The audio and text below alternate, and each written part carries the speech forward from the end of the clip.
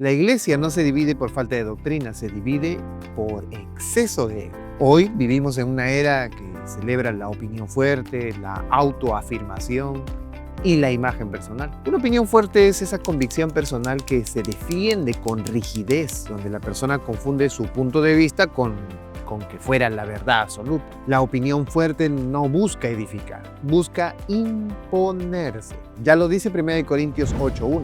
El conocimiento envanece, pero el amor edifica. La autoafirmación, por otro lado, es la necesidad constante de validarse a uno mismo, de defender su identidad, su valor, el propósito desde el yo, pero no desde Dios. Es como decir, valgo porque me afirmo y no porque Dios me afirma. Siendo así el caso, la autoafirmación desplaza la gracia. Y tercero, lamentablemente, la imagen personal es la construcción consciente de una apariencia espiritual, moral o emocional, diseñada para ser vista, aprobada y admirada. Pero esto no es cuidar el testimonio, se trata más de proteger la apariencia. La imagen personal a veces crea una unidad falsa. En resumidas cuentas, la opinión fuerte destruye el diálogo. La autoafirmación destruye la gracia. Y el mal manejo de la imagen personal destruye la autenticidad. Pero el Nuevo Testamento enseña algo radicalmente distinto sobre la unidad. La unidad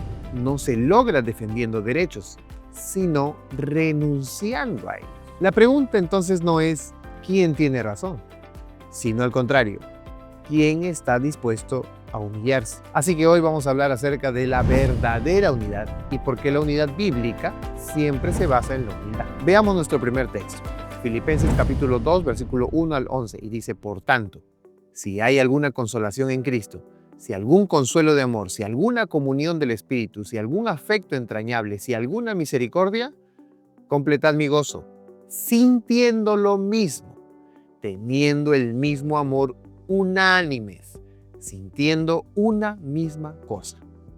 Nada hagáis por contienda o por vanagloria, antes bien con humildad, estimando cada uno a los demás como superiores a él mismo, no mirando cada uno por lo suyo propio, sino cada cual también por lo de los otros. Haya pues en vosotros este sentir que hubo también en Cristo Jesús, el cual, siendo en forma de Dios, no estimó el ser igual a Dios como cosa a que aferrarse, sino que se despojó a sí mismo, tomando forma de siervo, hecho semejante a los hombres, y estando en la condición de hombre, se humilló a sí mismo, haciéndose obediente hasta la muerte y muerte de cruz.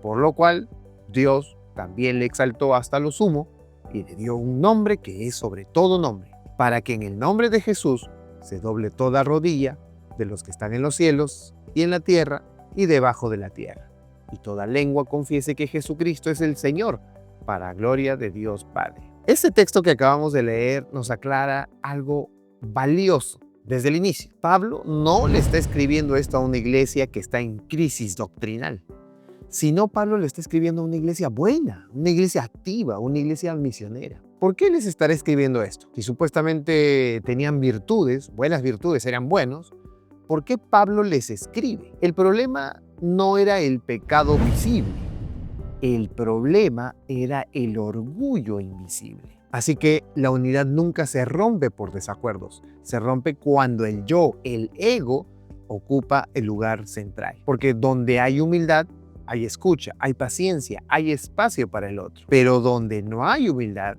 hay competencia, hay bandos, hay desgaste espiritual. Así que vamos aclarando algunos conceptos. Primero veamos que la unidad comienza cuando el yo deja de ser el centro. No hay unidad verdadera mientras el yo gobierna. Una de las verdades más difíciles de aceptar de la vida cristiana es que los mayores conflictos de la iglesia rara vez nacen desde afuera. Nos resulta más cómodo pensar que la desunión proviene de diferencias doctrinales, de persecuciones externas, de estilos incluso de adoración o de generaciones distintas. Sin embargo, la Escritura apunta en otra dirección mucho más incómoda. La desunión nace en el corazón humano, cuando el yo empieza a ocupar el lugar que no le corresponde. Pablo, cuando le escribió a los filipenses, no enfrentaba una crisis doctrinal. No hay herejías denunciadas, no hay abandono de la fe, no hay persecución interna. Y aún así, el apóstol Pablo percibe un peligro real para la comunidad cristiana. Por eso escribe una de las advertencias más claras del Nuevo Testamento: nada hagáis por contienda o por vanagloria. Este llamado no surge en un vacío. Pablo entiende algo fundamental. Una iglesia puede tener la verdad correcta y aún así perder la unidad si el ego gobierna sus relaciones. La unidad cristiana no se rompe primero en el púlpito, se rompe primero en el corazón. El problema no son las diferencias, sino las motivaciones. Es importante aclarar desde el inicio que Pablo no condena las diferencias de opinión por si acaso. La Biblia no promueve una uniformidad artificial. De hecho, la diversidad de dones, perspectivas y experiencias es parte del diseño divino para la iglesia. El problema aparece cuando esas diferencias están impulsadas por motivaciones incorrectas. Pablo identifica entonces dos actitudes específicas: contienda y vanagloria. Y ambas son expresiones del ego. La contienda no es simplemente un desacuerdo, es el deseo de imponerse, de ganar, de quedar por encima del otro. Y por otro lado, la vanagloria no es el solo orgullo que se evidencia, es la búsqueda de reconocimiento, la necesidad de validación, el deseo de ser visto, escuchado, afirmado. Estas actitudes pueden coexistir con un lenguaje religioso, con servicio activo y hasta con una apariencia de espiritualidad. Por eso esta advertencia es tan seria. Pablo no está hablando de personas alejadas de la fe, sino está hablando de creyentes sinceros. El ego no necesita negar a Cristo para hacer daño a otros. Le basta simplemente con ocupar el lugar central. Cuando el yo gobierna, todo gira en torno a preguntas equivocadas. ¿Qué pienso yo? ¿Cómo me afecta a mí? ¿Reconocen mi esfuerzo? ¿Respetan mi opinión? Y en realidad estas preguntas no son malas en sí mismas, pero se vuelven peligrosas cuando determinan nuestras reacciones, decisiones y actitudes dentro de nuestra iglesia o nuestra comunidad cristiana. El yo exige ser atendido, defendido, necesita ser afirmado. Y cuando no lo es, reacciona. ¿Y cómo reacciona? Con resentimiento, con crítica, con dureza, con distanciamiento. Aquí entonces se rompe la unidad. No porque solo haya pecado abierto, sino porque el centro se ha desplazado. Cristo deja de ocupar el lugar central del corazón y el yo, el ego, empieza a tomar lugar. Así que es claro señalar que la unidad no se pierde de golpe, se erosiona lentamente cuando el ego no es confrontado. La contienda y la vanagloria no suelen aparecer de forma explosiva, se manifiestan en comentarios sutiles, en actitudes defensivas, en comparaciones constantes, en la necesidad de tener siempre la última palabra. Por eso, la aplicación práctica de Filipenses 2:3 es profundamente contracultural, incluso dentro de la iglesia. Pablo no nos invita a vigilar primero a los demás, sino a examinarnos a nosotros mismos. Cada conflicto, cada tensión, cada desacuerdo debería llevarnos a una pregunta incómoda, pero que a la vez es necesaria. ¿Está mi ego ocupando un lugar que solo le corresponde a Cristo? Esta pregunta podría cambiar completamente la manera de abordar los problemas. En lugar de preguntarnos quién tiene la razón, pues nos preguntamos desde qué lugar estamos reaccionando. En lugar de buscar culpables externos, permitimos que el Espíritu Santo examine nuestras motivaciones internas. Este principio bíblico aparece repetidamente en la Biblia. Jesús mismo enseñó que antes de mirar la paja en el ojo ajeno, debemos considerar la viga que hay en nuestro propio ojo. No porque el otro nunca esté equivocado, sino porque el orgullo nos incapacita para corregir con amor y con verdad. Uno de los errores más comunes en contextos de la iglesia es creer que la unidad se protege mediante el control. Control de opiniones, control de expresiones, control de comportamientos, de decisiones. Sin embargo, la Biblia nunca presenta el control como el camino hacia la unidad, sino como una señal de desconfianza y de temor. La unidad auténtica no se impone, no se legisla, no se mantiene por la fuerza. La unidad cristiana es un fruto espiritual. No es un logro organizacional. Cuando el yo gobierna, tendemos a controlar porque tememos perder nuestra influencia, nuestra autoridad o incluso nuestro reconocimiento. Pero ese control, lejos de preservar la unidad, la asfixia, produce silencio, conformismo superficial o un resentimiento oculto que posteriormente podría estallar. Pablo entonces nos propone un camino completamente distinto. Rinde el yo. Rinde tu ego. La unidad no se protege cuando corregimos constantemente a los demás, sino cuando permitimos que Dios transforme primero nuestro propio corazón. El rendir el yo no es un evento único. Al contrario, es un evento que sucede día tras día. Cada día enfrentamos decisiones donde el ego puede reclamar protagonismo. Cada conversación, cada desacuerdo, cada decisión comunitaria se convierte en un espacio donde el yo puede morir o puede fortalecerse. Rendir el yo implica reconocer que no siempre necesito ganar, imponerme o quizás ser reconocido. Implica confiar en que Dios es capaz de defender mi dignidad, mi valor y mi llamado sin que yo tenga que hacerlo por mis propios medios. Este acto de rendirse no nos hace débiles para nada. Al contrario, nos libera. Cuando el yo deja de gobernar, dejamos de vivir a la defensiva. Dejamos de reaccionar desde el orgullo y comenzamos a responder desde el amor. La unidad deja de ser una carga que debemos sostener y se convierte en una consecuencia natural de un corazón rendido. Aquí llegamos a un punto clave de este tema. La unidad no puede ser el primer objetivo. No.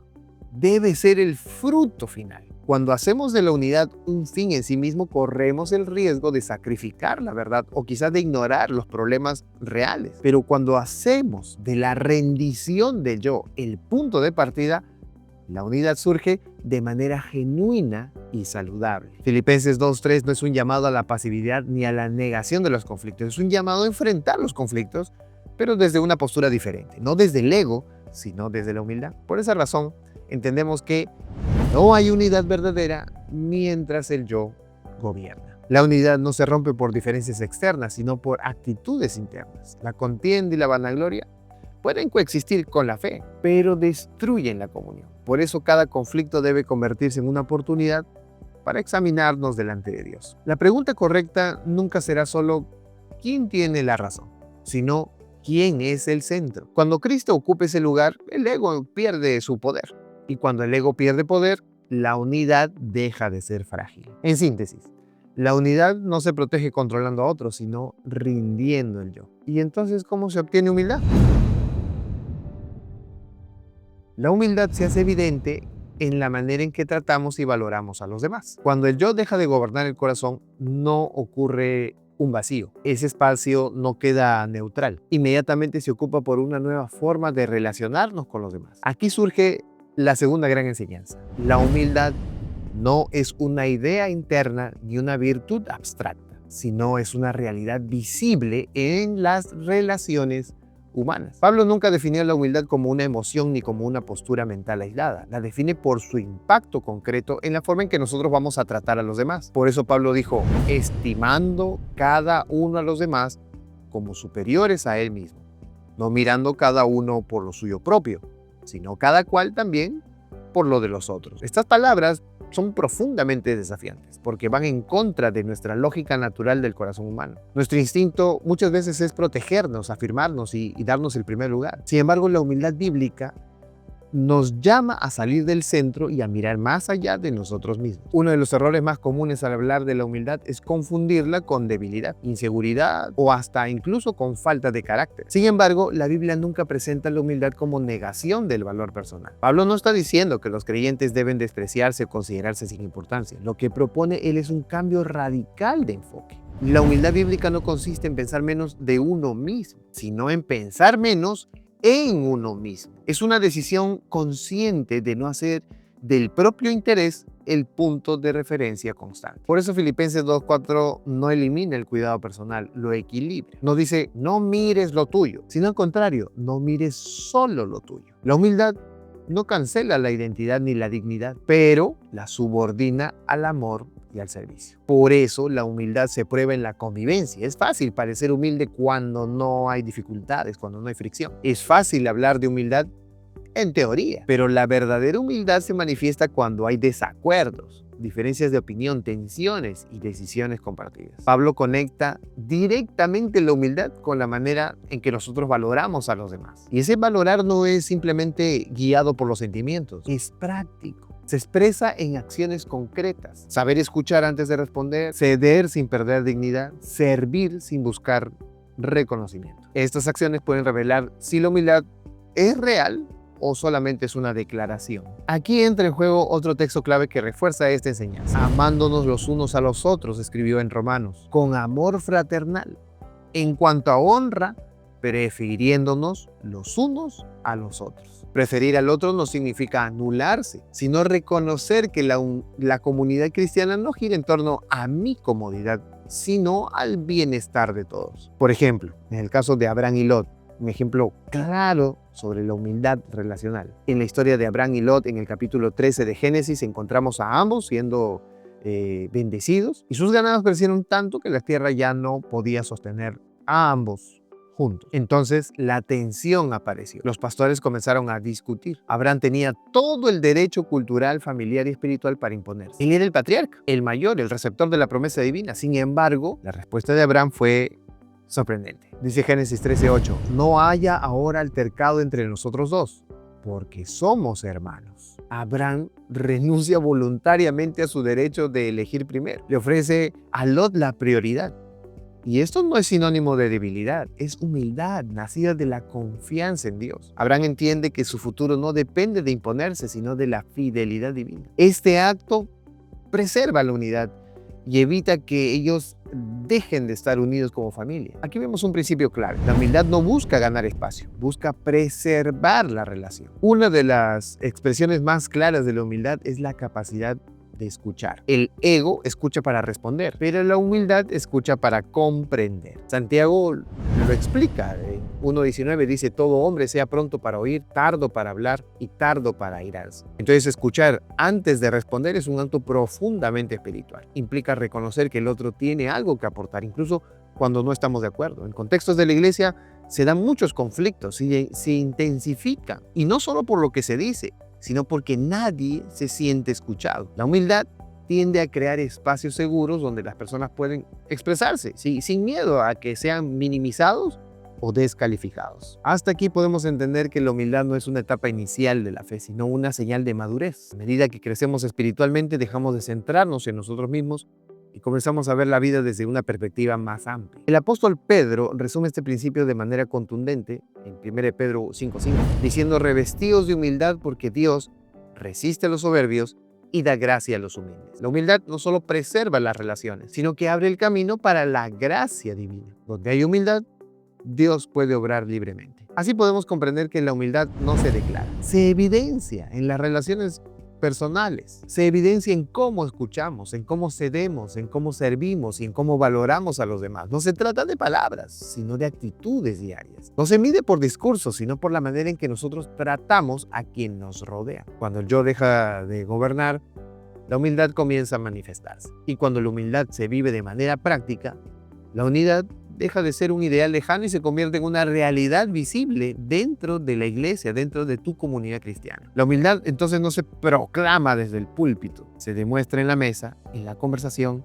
y en el servicio diario. Y por último, veamos esta tercera parte: la unidad florece cuando todos imitamos a Cristo. Como hemos visto, la unidad se forma cuando imitamos a Cristo, no cuando negociamos egos. Después de mostrar que el ego destruye la unidad y que la humildad se evidencia en la manera en que tratamos a los demás, Pablo nos conduce al corazón del asunto.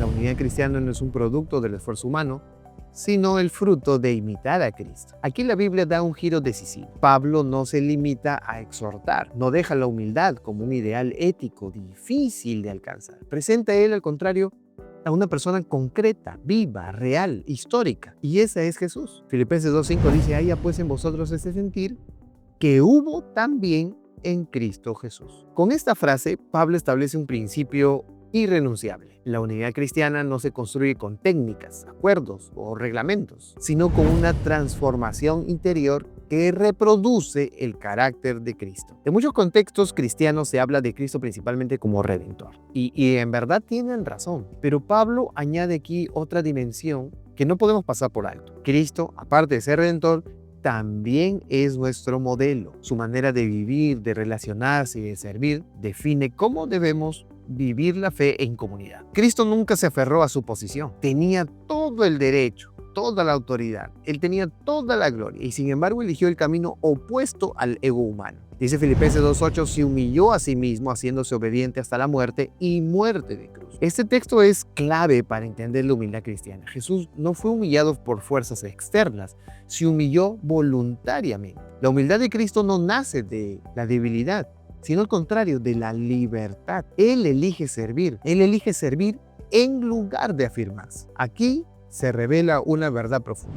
Solo quien está seguro de su identidad puede humillarse sin miedo. Cristo sabía quién era, de dónde venía y a dónde iba. Por eso pudo tomar la toalla, lavarse los pies y cargar una cruz. Además, el relato no termina en una humillación. Pablo continúa diciendo en Filipenses 2:9, por lo cual Dios también lo exaltó hasta lo sumo.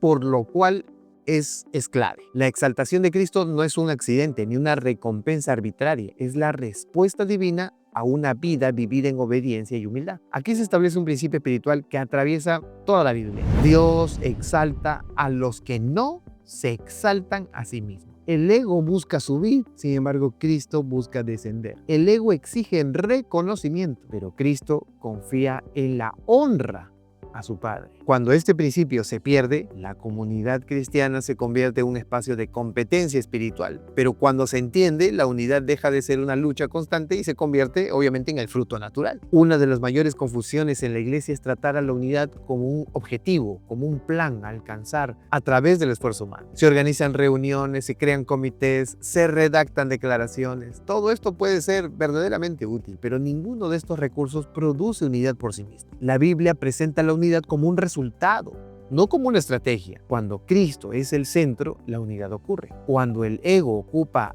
el centro, la unidad se rompe, por más estructuras, planes, votos que se hayan hecho. Por eso la aplicación es práctica. No se trata de pedirle a las personas que se esfuercen más por llevarse bien, sino al contrario, invitarlas a parecerse más a Cristo. Cuando Cristo es el centro, el ego pierde poder, la humildad se fortalece, la unidad se vuelve un fruto natural. No porque todos piensen igual, sino porque todos miran hacia el mismo centro. Uno de los ejemplos más poderosos de esta verdad se encuentra en Juan 13. Jesús sabe que su hora había llegado, sabe que el Padre ha puesto todas las cosas en sus manos y en ese contexto de plena autoridad hace algo que rompe todos los esquemas. Juan 13:14 dice que se levantó de la cena, se quitó su manto y tomando la toalla, se la ciñó. El acto de lavar los pies no es solo una lección de humildad individual. Esto es una enseñanza para vivir en comunidad. Jesús está formando una comunidad diferente, donde la grandeza se mide por el servicio. Y después que Jesús lavó los pies de sus discípulos, no dice, admíreme.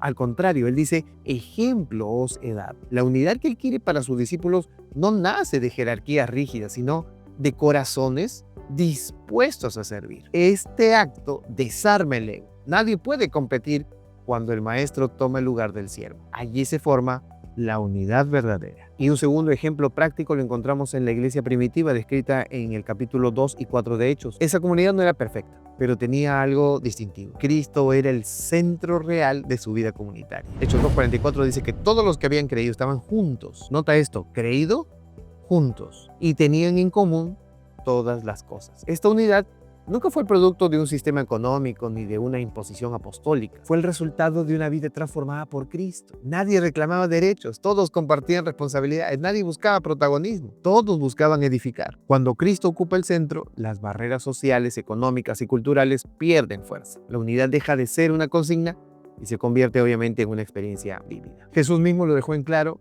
cómo sería reconocida su comunidad. Juan 13:34-35 dice, en esto conocerán todos que sois mis discípulos, si tuviereis amor los unos por los otros. Nunca dijo que serían conocidos por organización, por su liturgia, por su culto, por su precisión doctrinal, aunque eso es importante. Dijo que serían reconocidos por su amor. Y ese amor no es sentimental. Es un amor que renuncia al ego, que sirve, que perdona y que persevera. Es un amor que refleja a Cristo. Es importante aclarar lo que la unidad no es. La unidad no es el silencio forzado, no es una uniformidad artificial, no es evitar conversaciones difíciles. La unidad cristiana permite la diversidad y enfrenta los conflictos, pero lo hace desde la humildad y el amor. Cuando Cristo es imitado, el conflicto se destruye. Las diferencias no nos separarían más, al contrario, nos enriquecerían, porque el centro no es el yo, sino es Cristo. Para concluir, entonces, la unidad cristiana no se construye negociando egos, sino reflejando a Cristo. Cuando intentamos proteger la unidad desde el control humano,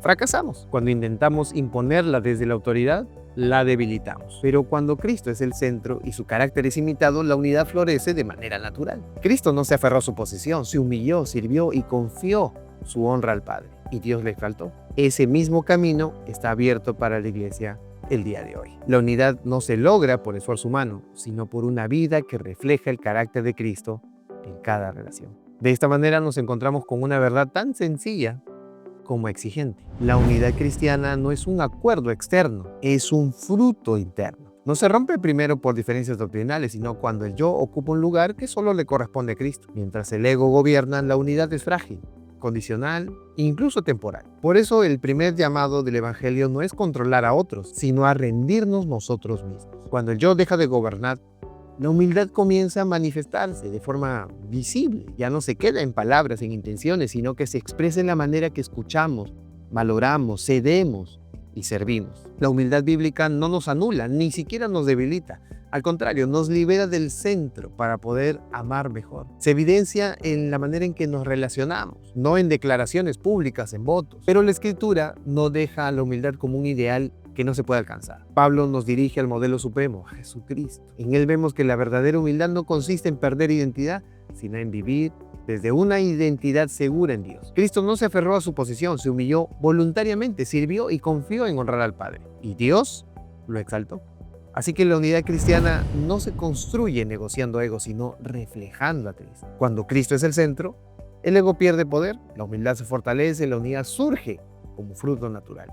No porque todos piensen igual, sino porque todos miran al mismo Señor.